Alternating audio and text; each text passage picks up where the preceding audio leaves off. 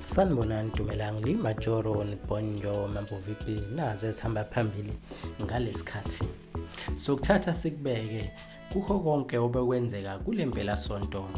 Sizoqala ngodaba lwangolesihlanu lapho kubonakale khona ulive osezingeni eliphezulu kumbuso wamaciko, lapho bekuboshelwa khona izinsizwa ezintathu okuyizona ezihambe phambili njengoba kuvotelwa abaculi ku Facebook, lapho bevotelwa khona ukuthi abahamba phambili bona bazoqashwa kulomcimbi njengoba uzoba khona mhla ka-28 kuSeptember. Kanti okumnandi esekuzwile ukuthi nalabo abangaphumelelanga uGeom Mfwangco ubuye wathatha isinqumo sokuthi nabo uzobaqasha babe khona kulomcimbi, yize bengeke bekhokhelwe imali efana neyalaba abaphume phambili, unumber 1, unumber 2 nonumber 3.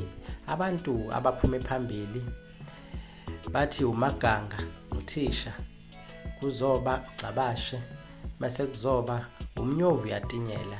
Izona insizwa lezi eziphume phambili kwi-top 3 zafika futhi nakhona laphaya zafike zacula umculo ohamba phambili, zashiya abantu bejabulile befisa impinda ngo live laphaya kwi-podcast.